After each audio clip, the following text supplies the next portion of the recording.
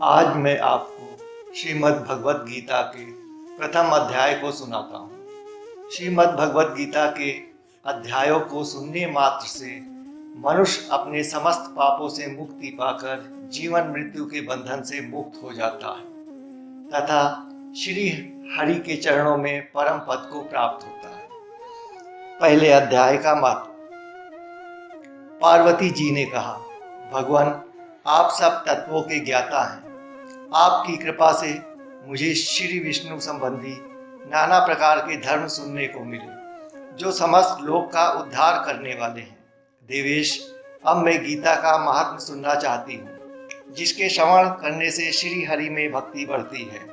श्री महादेव जी बोले, जिनका श्री विग्रह अलसी के फूल की भांति श्याम वर्ण का है, पक्षीराज गरुड़ ही जिनके वाहन हैं, जो अपनी महिमा से कभी च्युत नहीं होते तथा शेषनाग की शैया पर शयन करते हैं, उन भगवान महाविष्णु की हम उपासना करते हैं। एक समय की बात है, मूर्दैत्य के नाशक भगवान विष्णु शेषनाग के रमणीय आसन पर सुखपूर्वक विराजमान थे। उस समय समस्त लोकों में आनंद देने वाले माँ भगवती लक्ष्मी ने आदरपूर्वक प्रश्न किया, भगवान, आप संपूर्ण जगत का पालन करते हुए भी अपने ऐश्वर्य के प्रति उदासीन होकर जो इस क्षीर सागर में नींद ले रहे हैं, इसका क्या कारण है? श्री हरि बोले, सुमुखी, मैं नींद नहीं लेता हूँ, अपितु तत्व का अनुसरण करने वाली अंतर्दृष्टि के द्वारा अपने ही माहेश्वर तेज का साक्षात्कार कर रहा हूँ। देवी, यह वही तेज है जिसका योगी पुरुष कुशाग्र बुद्धि के द्वारा अपने अंतःकरण में दर्शन करते हैं तथा जिसे मीमांस के विद्वान वेदों का सार तत्व निश्चित करते हैं। वह महेश्वर तेज एक अजर प्रकाश स्वरूप आत्म रूप रोग शोक से रहित अखंड आनंद का पुत्र निपुंद निरीह तथा दैत्य रहित है। इस जगत का जीवन उसी के अधीन है, मैं उसी का अनुभव करता हूँ। देवेश्वरी, यही कारण है कि मैं तुम्हें नींद लेता सा प्रतीत हो रहा हूँ। माँ लक्ष्मी ने कहा, हरिकेश, आप ही योगी पुरुषों के ध्येय हैं। आपके अतिरिक्त कोई भी ध्यान करने योग्य तत्व है, यह जानकर मुझे बड़ा कौतूहल हो रहा है। इस चराचर जगत की सृष्टि और संहार करने वाले स्वयं आप ही हैं। आप सर्व समर्थ हैं। इस प्रकार की स्थिति में होकर भी यदि आप उस परम तत्व से भिन्न हैं तो मुझे उसका बोध कराइए। श्री हरि बोले, प्रिय, आत्मा का स्वरूप दैत और अदैत से पृथक, भाव और अभाव से मुक्त तथा आदि और अंत से रहित है। शुद्ध ज्ञान के प्रकाश से उपलब्ध होने वाला तथा परमानंद स्वरूप होने के कारण एकमात्र सुंदर है। वही मेरा ईश्वरीय रूप है। आत्मा का एक तत्व ही सबके द्वारा जानने योग्य है। गीता शास्त्र में इसी का प्रतिपादन हुआ है। अमित तेजस्वी भगवान विष्णु की ये वचन सुनकर लक्ष्मी देवी स्वयं उपस्थित करते हुए कहा, भगवान, यदि आपका स्वरूप स्वयं परमानंद और मन वाणी की पहुंच के बाहर है तो गीता कैसे उसका बोध कराती है? मेरे इस संदेह का आप निवारण कीजिए। श्री हरि बोले, सुंदरी, सुनो, मैं गीता में अपनी स्थिति का वर्णन करता हूँ। क्रमशः 5 अध्यायों को तुम 5 मुख जानो, 10 अध्यायों को 10 भुजाएं समझो तथा 1 अध्याय को उदर और 2 अध्यायों को दोनों चरण कमल जानो। इस प्रकार यह 18 अध्यायों की वाड्मयी ईश्वरी मूर्ति ही समझनी चाहिए। यह ज्ञान मात्र से ही महान पातकों का नाश करने वाली है। जो उत्तम बुद्धि वाला पुरुष या स्त्री गीता के 1 या आधे अध्याय अथवा 1 आधे या चौथाई श्लोक का प्रतिदिन अभ्यास करता है या सुनता है, वह सुशर्मा के समान मुक्त हो जाता है। श्री लक्ष्मी जी ने पूछा, देव, सुशर्मा कौन था, किस जाति का था और किस कारण से उसकी मुक्ति हुई? श्री हरि बोले, प्रिय, सुशर्मा बड़ी खोटी बुद्धि का मनुष्य था। पापियों को तो वो शिरोमणि ही था। उसका जन्म वैदिक ज्ञान से शून्य एवं क्रूरतापूर्ण कर्म करने वाले ब्राह्मणों के कुल में हुआ था। वह ना ध्यान करता था, ना जप, ना होम करता था, ना अतिथियों का सत्कार। वह लंपट होने के कारण सदा विषयों के सेवन में ही आसक्त रहता था। हल जोतता और पत्ते बेचकर जीविका चलाता था।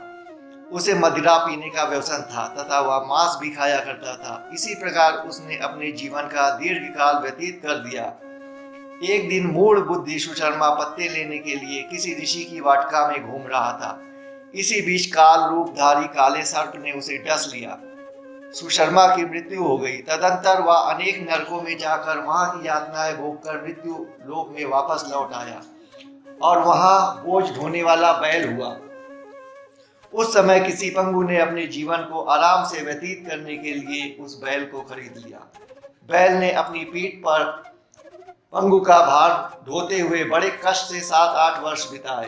एक दिन पंगु ने किसी ऊंचे स्थान पर बहुत देर तक बड़ी तेजी के साथ उस बैल को घुमाया, जिससे वह थक कर बड़े वेग से पृथ्वी पर गिरा और मूर्छित हो गया। उस समय वहां कतूल हलवश आकृष्ट होकर बहुत से लोग एकत्रित हो गए। उस जम्मू समुदाय में से किसी पुण्य आत्मा व्यक्ति ने उस बैल का कल्याण करने के लिए उसे अपना पुण्य दान किया। तत्पश्चात कुछ दूसरे लोगों ने भी अपने अपने पुण्यों को याद करके उन्हें उसके लिए दान किया। उस भीड़ में एक वैश्या भी खड़ी थी। उसे अपने पुण्य का पता नहीं था, तो भी उसने लोगों को देखा देखी उस बैल के लिए अपना कुछ त्याग किया। तदंतर यमराज के दूत उस मरे हुए प्राणी को पहले यमपुरी ले गए। वहां यह विचार कर कि यह वैश्या के दिए हुए पुण्य से पुण्यवान हो गया है, उसे छोड़ दिया। फिर वह भूलोक में आकर उत्तम कुल और शील वाले ब्राह्मणों के घर में उत्पन्न हुआ। उस समय भी उसे अपने पूर्व जन्म की बातों का स्मरण बना रहा। बहुत दिनों के बाद अपने अज्ञान को दूर करने वाले कल्याण तत्व का जिज्ञासु होकर वह उस वैश्या के पास गया और उसके दान की बात बतलाते हुए उसने पूछा, तुमने कौन सा पुण्य दान किया था? वैश्या ने उत्तर दिया, वह पिंजड़े में बैठा हुआ तोता प्रतिदिन कुछ पढ़ता है, उससे मेरा अंतकरण पवित्र हो गया, उसी का पुण्य मैंने तुम्हारे लिए दान किया था। इसके बाद उन दोनों ने तोते से पूछा। तब उस तोते ने अपने पूर्व जन्म का स्मरण करके प्राचीन इतिहास कहना शुरू किया। शुक बोला, पूर्व जन्म में मैं विद्वान होकर भी विद्वता के अभिमान से मोहित रहता था।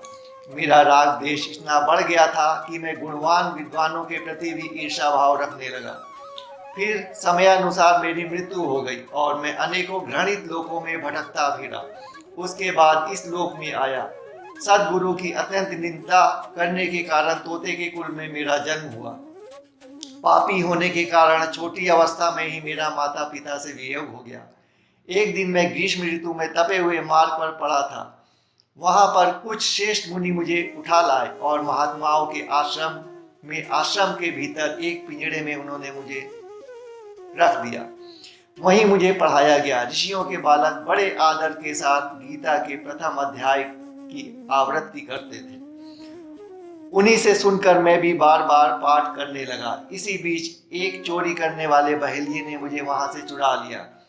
तत्पश्चात इस देवी ने मुझे खरीद लिया। यही मेरा वृतांत है, जिसे मैंने आप लोगों से बता दिया। पूर्व काल में मैंने इस प्रथम अध्याय का अभ्यास किया था, जिससे मैंने अपने पाप को दूर किया।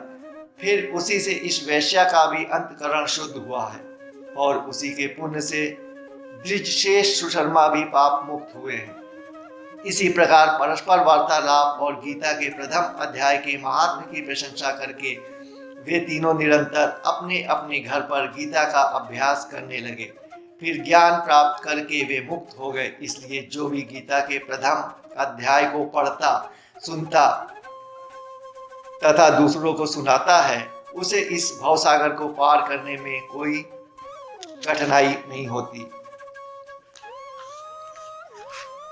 साथियों, अगर आप गीता के बाकी बचे हुए अध्यायों का महात्म्य और उसके पाठ को सुनना चाहते हैं घर बैठे, तो मेरे इस वीडियो को सब्सक्राइब करें, ताकि आपको घर बैठे हुए महाभगवत गीता के अध्याय सुनने का मौका मिले।